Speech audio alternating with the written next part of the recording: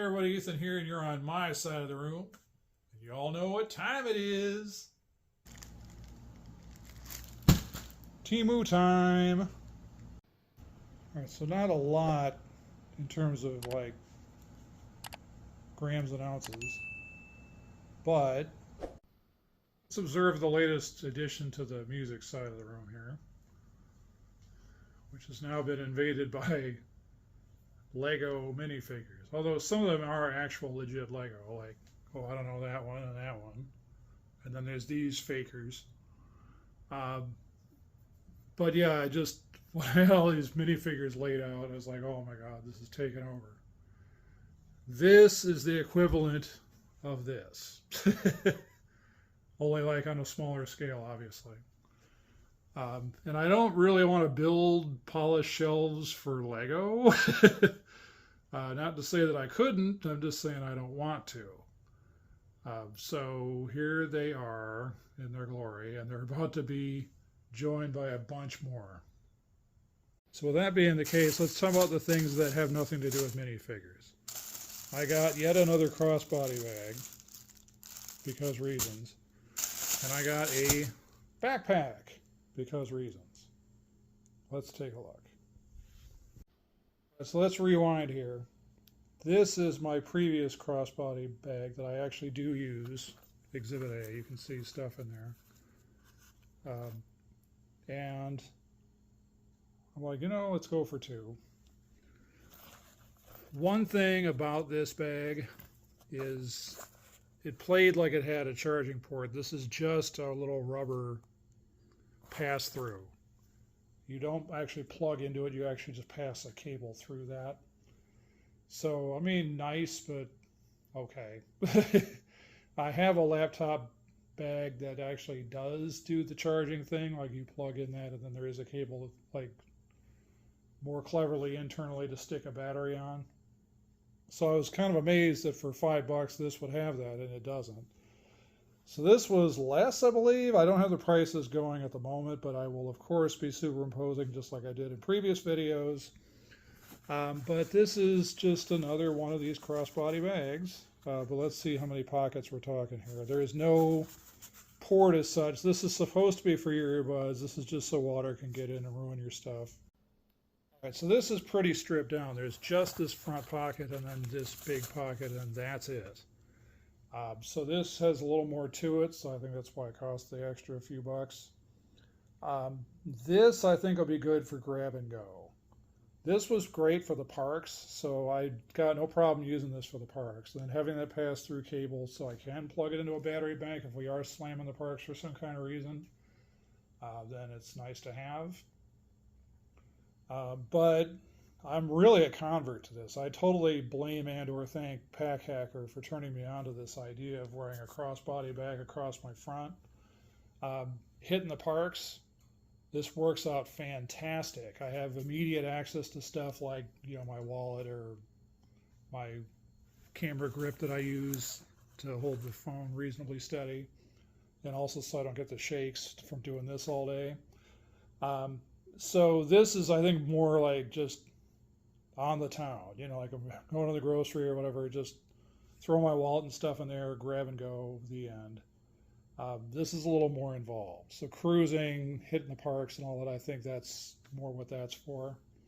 But I don't regret it. It's more stripped down, but they didn't show much in the way of the product thing. It's not like I'm really helping either. There's no secret pocket on the back. What you see is pretty much what you get, a deep front pocket, or a deep main pocket, and a pretty deep front pocket as well. My wallet fits in here but kind of tight, so actually it'd be very loose in there. Keeping it on topic about bags, this is the laptop bag. It really does have a charging port, so it's not just a simple pass-through, so that's nice. You got padded stuff back here for a laptop. You've got my main one has like a secret pocket back here. You can like slip an iPad or whatever in. This does not. I used to work with a guy named Wenjia from China, and now this is Wenji, which somebody who I referred into the company that Wenjia is at used to call him Wenji when she was new. She didn't know how to say his name. So I couldn't not do this. Let me take a picture for Facebook. There you go. I'll pass that on to her later. All right, so here's this. We got pretty slim pocket action here. We got kind of a tablet-sized pocket there. You got the padded laptop thing. You got would-be bottle holders or cup holders or whatever. These do not have a lot of give. I kind of knew that going into this. But something like my sunglasses is I wear those, you know, over sunglasses that old men wear. So that would fit in there. My main one that I got from Amazon has packing cubes as part of the design of it. So I actually used that as my carry-on bag for the Margaritaville cruise that we did, which this channel would have no idea what that means because it's on our other channel. But at any rate, this is a little more stripped down. Again, if we're talking about on the town, and this is kind of like grab and go, where it's like for those times when I need, for some reason, to take my laptop with me somewhere for some reason of some sort, it's not so involved. Because that packing cube stuff, like it's great for like a cruise we got coming up where we'll definitely do that bag for that. But if you want to like strip it down a little more, then I wanted to give Temu a try and give this a look. Really like the color choices. This is not like you're going to the Alps or whatever like my other one is. So I like that it's grab and go and more stripped down. All right, that whole pile is minifigure related, so here's the last of what isn't. I bought, and you can blame Tyler Tube for this, I bought a fountain pen for something like $3. Again, real price will be up here somewhere. He got one from Amazon. He got the Amazon Basics for $9 something. And I really thought that there would be the Tyler bounce where suddenly the price would go up because everyone was all rushing to go get it because of him. Well, now we can get the Temu bounce because I'm going to try this out and see how it is. All right, so this is how it is. It's very similar to the one that Amazon sells. Now, the only thing is the one at Amazon comes with ink. This one does not. So I will not be testing this the way I thought I would. It comes with an ink reservoir. Now, on Amazon, what put me off copying off a Tyler Tube and buying one of these myself from them was they all said that, yeah, it comes with ink, but the ink sucks. And I think people said that about other Temu ones. So I'm like, if anything, I'll keep an eye out for fountain pen ink. But for the base pen, I really like it. I mean, it's got good feel. It's very heavy. Well, now, like, you can't lift it. It's not Thor's hammer. I mean, but it's got good weight and balance to it. And for the $3-ish, I mean, just to hold it in my hand, it feels good. My handwriting is absolutely atrocious, so I don't think this is going to improve that any. But what the hell? The other thing we like to watch periodically is a channel called Jet Pens. And they're always talking up fountain pens because, you know, that's their business. So now here's my chance to be influenced. Again, like it's the double whammy. It's Jet Pens and Tyler Tube. All right, in a prior video, I bought this specific dice thing. It snaps down to nothing and lays flat. But I like to roll craps occasionally. It's fun. And there's no money involved. It's fun to roll the dice and see what I come up with. But one of the reasons I bought it, it was for this. And by the way, dice not included. You're not going to really know that from this channel, believe it or not, because I haven't really done anything as far as putting this on the channel, but I am actually a songwriter, and I am an active songwriter. So I'm not a guy who wrote stuff 40 years ago and stopped writing. I'm still writing songs. Just very slowly compared to when I was much younger. When I was much younger, I was like Bob Dylan, churning them out. And now there's a little more thought and effort, I guess. That could be a good thing or a bad thing. Anyway, so because of that, I got gaming dice. And I have not handled gaming dice since the 90s. I used to be in a D&D campaign that kind of fell apart. Let's see what. Let's roll for intelligence. Yeah, that's about right. 7. Let's roll for constitution. 3. All right. Well, off to the bathroom. Bye. Let's roll for wisdom. All right. That's interference. Hold on. Roll for wisdom. 7. Well, this dice, was that a 1? No, it's a 1. All right, well, so this is not a wise purchase. Let's see if this is any better here. All right, well, 10 something. What's another one? Charisma. Ooh, a 10. Well, that means you may or may not like and subscribe.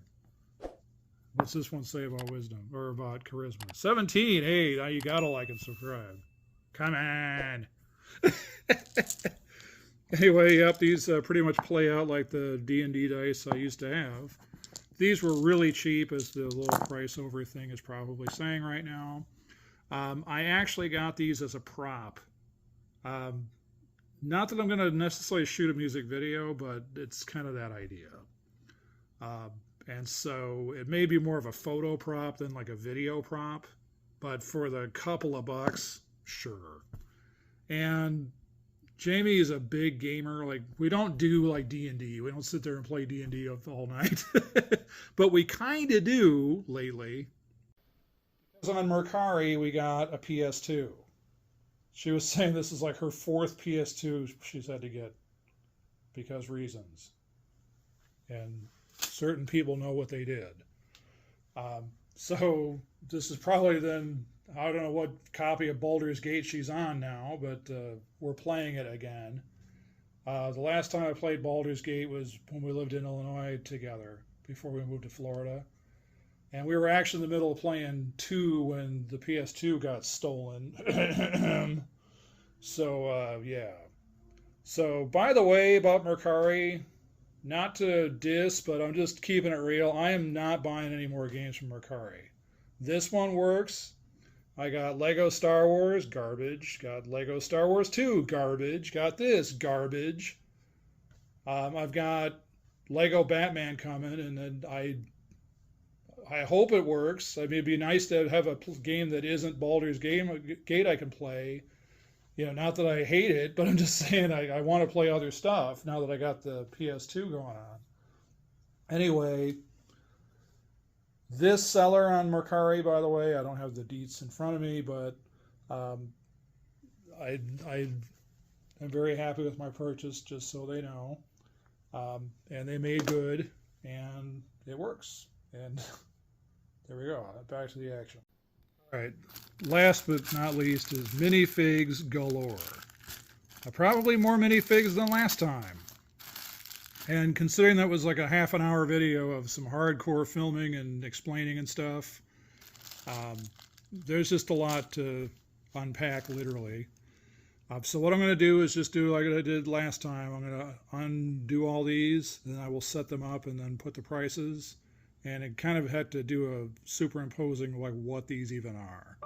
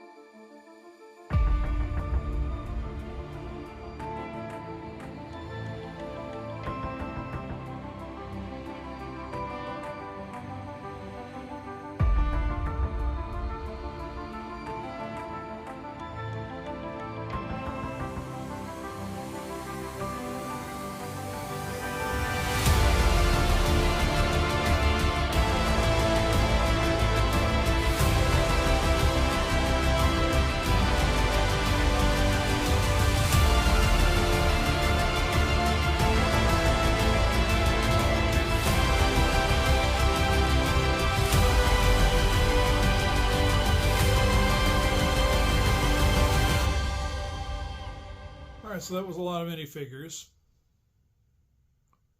I didn't necessarily mean to order that many. The battle droids up there somewhere. The listing made it seem like they only came one to a package. It turns out it was three. Or no, 4 to a package rather. And so what I thought was going to be 3 battle droids, because I was like, oh, well, I'll get 3 to make it look good, I guess. And I ended up with 12. So great. Count Dooku was one of the characters I got. I don't know why they didn't make his lightsaber bendy like the movie, but they may not have known, or they may have been in a rush. I don't know what their rationale was. I ordered some sets, so it was kind of what I ordered was what I got. I got the Marvels, so I ended up with 3 Captain Marvels for some reason. There's her Kree outfit, there's her regular, and then she's wearing a coat over her outfit. Okay. Not sure why they couldn't have had some other contributions in there character-wise, but here we are. And then there's 1 Skrull, so okay. And young Nick Fury, that was funny. The pirates were for Jamie.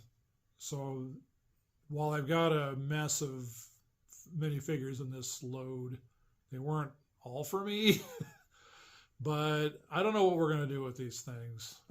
Her pirate ship she's building is not standard size, so it's not like we can stick them on it meaningfully. She might stick Captain Jack on there ceremonially. But something has to be done about these. The Black Widow collection, I can't tell if it's mostly Natasha Romanoff and Florence Pugh over and over again. It's really hard to tell. I think there's some random Black Widow women in there from the movie. And then Taskmaster is one of the figures. They give you the option of having the helmet or hair. And the hairstyle they chose doesn't seem to line up with the movie, but it's been so long since I've seen it, I don't know. I'm just going to keep the helmet on and be done with it. So there's that. I did buy an accessory kit of Lego style tools and crap. They are not regulation. Most of them work. So like I gave one of the Black Widows a wire cutter. I thought they were a bolt cutter. I thought that seemed legit. And one of them a walkie-talkie. Why not, right? But some of the things that they send just don't fit Lego anything, so I don't know why they were part of the set, but here we are. Somebody had a 3D printer and they weren't afraid to use it, is what I'm hearing here. That's pretty much it for the explanation of the haul. I've got some more stuff coming. One thing is, I've said before, Temu's availability is very fluid. And because of this, I end up with multiple things like multiple Wandas or multiple Bad Batches. This particular load, I've got all the Bad Batch now, so I'm done with Bad Batch.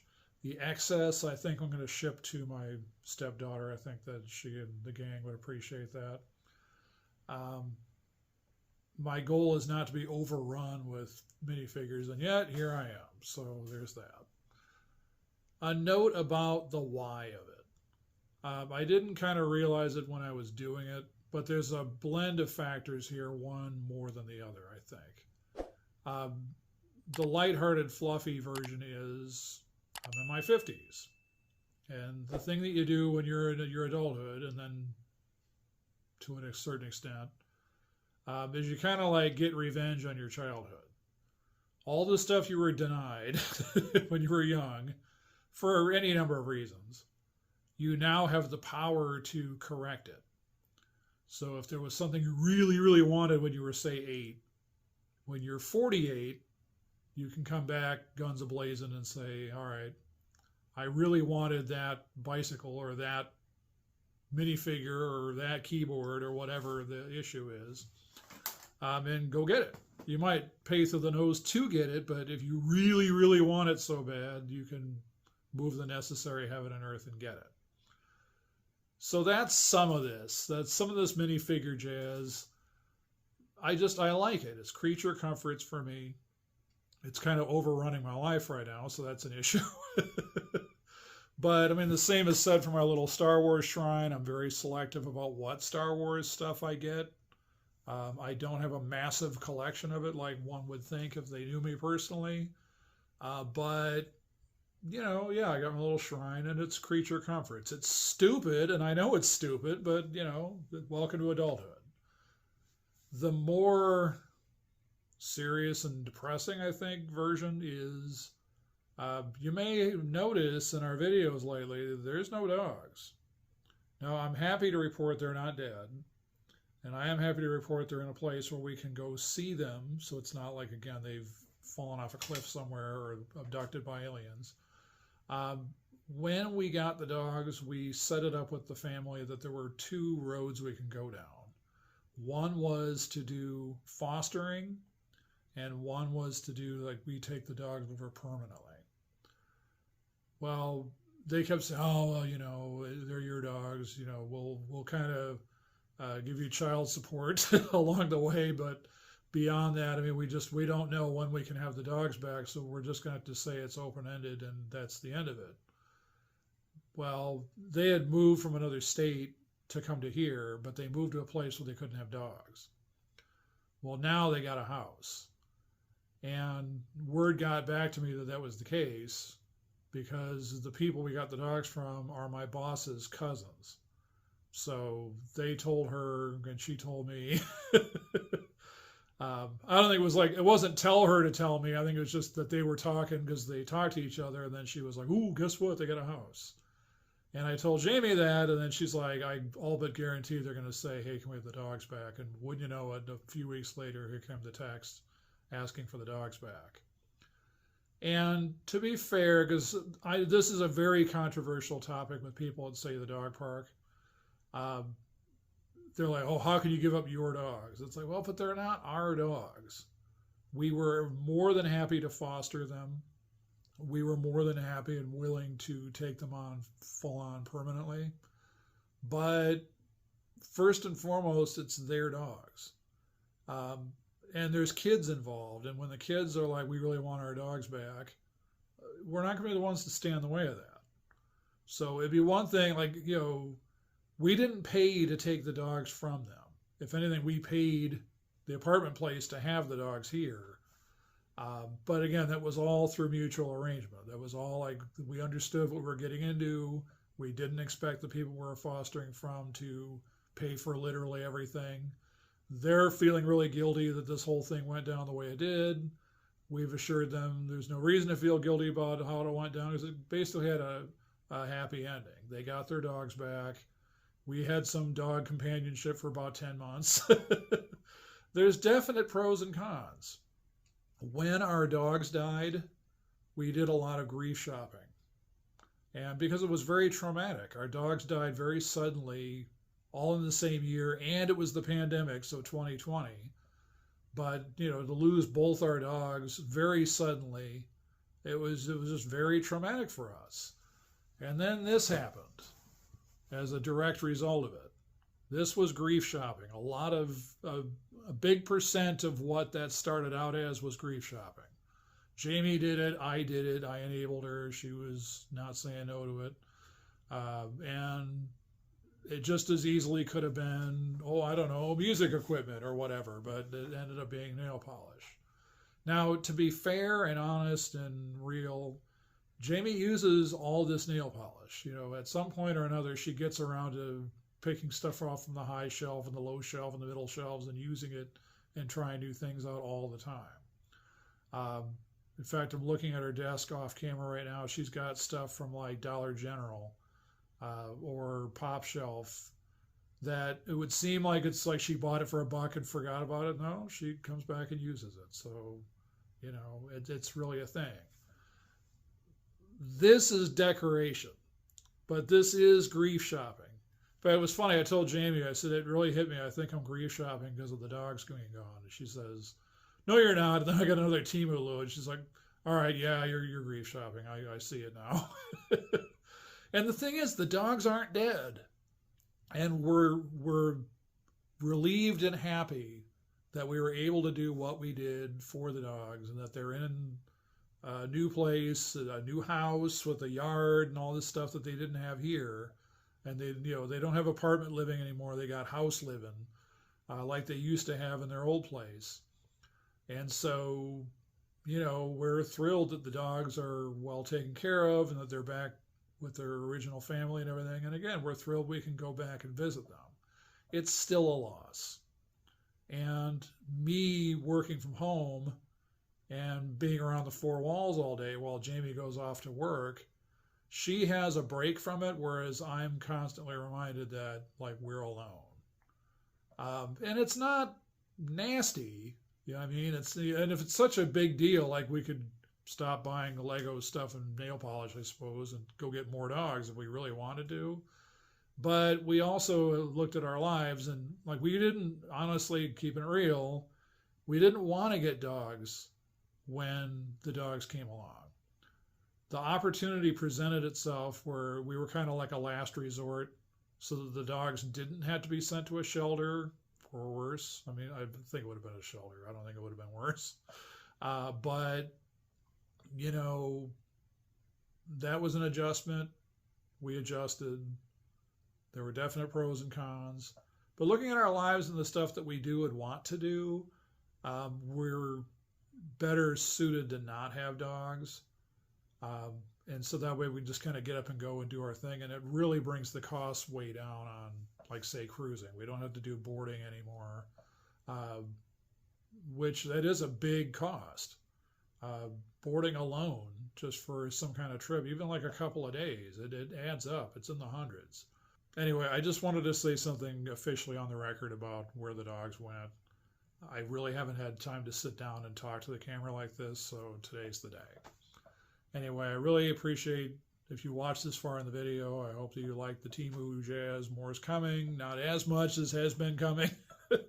I think the grief shopping is kind of on the wane. Part of it is, like, identifying that it's a thing helps you kind of, like, mentally adjust that, yeah, maybe cool it on the Temu, But we like Temu, so that's the thing. So, do what you like. Anyway, what we'd like you to do is like and subscribe, and we'll catch you in the next video.